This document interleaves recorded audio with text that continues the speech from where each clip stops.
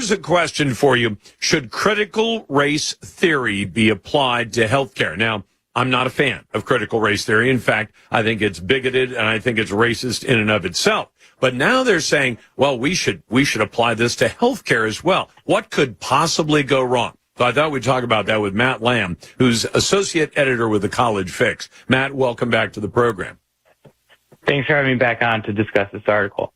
Well, let's keep this above. I mean, there are times we talk about all kinds of subjects and we get so far above, 30,000 foot view that I want people to really understand what would it mean if they took critical race theory, which to my understanding is based on the idea that, there's a systemically oppressive situation in America in which white people have all the power and they are the oppressors. And if you're brown or black, you can't possibly accomplish much of anything without help from, the Democrat Party or something like that. And that there's this us and them kind of idea. How in the world, if you would, and I don't know, if you don't agree, tell me what you think critical race theory is. How in the world would that fit in with health care? No, that's a good definition. Basically, the idea of critical race theory is racism is everywhere.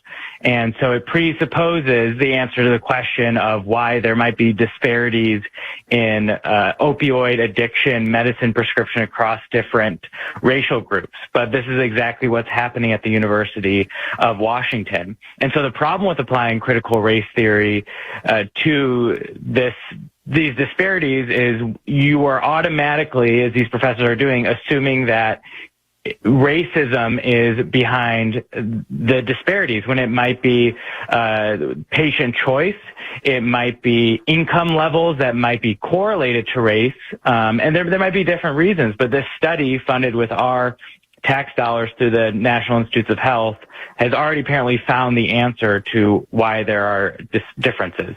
And it only took $600,000 of the public's money to find out that the whole system is biased against people of color and in favor of white people. And that's why you see a greater number of people of color, perhaps proportionally greater, in drug addiction and failing in treatment. That's why.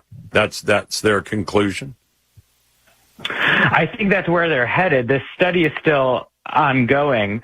Something that's worth noting, and not saying this is why these professors are doing it, but there is an incentive for academics to do studies along these lines because more and more universities are making tenure decisions, promotion decisions, hiring decisions based off if you incorporate, diversity, equity, inclusion, and belonging principles into your research. So instead of studying opioid addiction and treatment, which is a perfectly reasonable subject to study, it has to be studied through a critical race theory, through what they call a public health race praxis. We can no longer just study why people are addicted and how to help them. We have to think of how Ibram Kendi might approach the issue.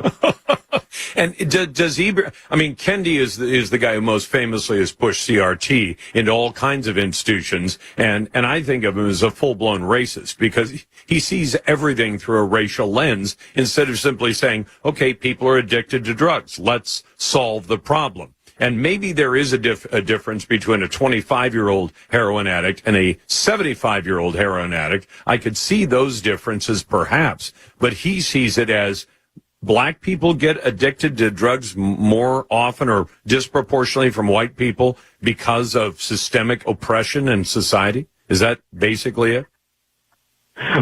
Well, Ibram Kendi is the main one promoting these ideas, exactly. I don't know if he's weighed in particularly on this issue, but he is a proponent of this idea of any time there are disparities, they must be due to racism. What's curious is Ibram Kendi's own center fired mostly Hispanic and black employees when it imploded a couple months ago. Now, the fair argument in his defense would be they probably were more likely to hire Hispanic and black employees because of their commitment to DEI. But Kendi's standard that he himself wrote is any disparities, and I'm paraphrasing him, but people can look it up. Any racial disparities must be due to racism, and that's his own standard. And I don't make the rules; I just make fun of them, Lars. Well, and I do as well, Matt, because I always point out to people. They say, "Well, clearly the system's biased because 90% of this group is affected and not as much of the other group." And I said, "Well, 90% of the people sitting in prison are men." Does that mean the system is just biased against men, or just that men commit more crimes? Or 90% of nurses, 92% of nurses are women. Well, that must mean there's systemic oppression of men in nursing. No, a lot of it, like you said, is just choice and individuals making choices. That's the line of work I want to go into, or that's the line of work I don't want to go into. And those individual choices are perfectly worthy. But he says anytime there's a disparity, it must be because of racism. Exactly. And this has actually caused some problems in the medical community because there have been various papers. One paper said that I believe it was black patients were less likely to get pain medication, and that was a form of racism because the doctors weren't listening to black patients when they said they were in pain. And then another paper was critical that black patients, they found the study found were more likely to get pain medication, and that was racist because with opioids, there's of course a higher rate of addiction. And so there's this problem. And there was another study I read where racial minorities were more likely to leave emergency room early. Like they were more likely to just tell the doctor, you know what, I don't want to stay here anymore. This back pain will go away on its own. I'm going home. And that was a form of racism, that people made individual choices that, you know what, I'm fine. Actually, now I've been sitting here a few hours. This pain isn't that bad. I just want to go home. Yeah, having been in the emergency room, not for myself, but for other family members recently, I kind of wonder if that's the current theory in medicine. If we make you sit in the emergency room, as much fun as that is, long enough, you'll eventually get better, and we won't have to see you at all. But since you already checked in, we can still bill your insurance for what we didn't do for you.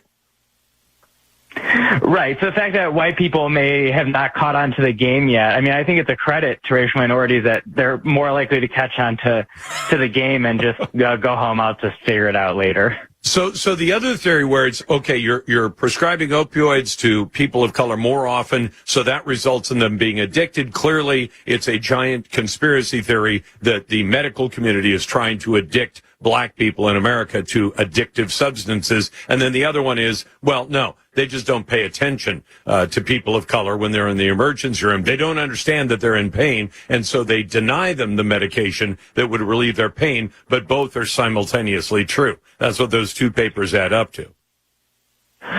Right. I mean, there's other reporting. There's a big push for black doulas to help with birth. Hey, that's great. I'm all about that. But then there was another paper saying that it was racism that was causing black women to use epidurals at lower rates. Well, you can't be praising natural childbirth and using doulas and then also saying it's racist when black women choose not to use epidurals. I mean, what happened to women's reproductive choices? If statistically black women are more likely to choose not to use an epidural, which, by the way, is an opioid while we're on the subject, that's their choice. As long as no one's like saying, no, you can't have it because of your race, I don't really see what the issue is. Oh, come on, Matt. You know they can do that because if the liberals and the Democrats didn't have double standards, they wouldn't have any standards at all.